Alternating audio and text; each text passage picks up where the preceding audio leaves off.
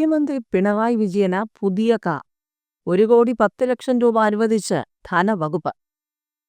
മുഖ്യമന്ത്രി പിണറായി വിജയന് പുതിയ കാർ വാങ്ങുന്നതിനായി ധനവകുപ്പ് തുക അനുവദിച്ചു. 1,10,00,000 രൂപയാണ് ധനവകുപ്പ് അനുവദിച്ചിരിക്കുന്നത്.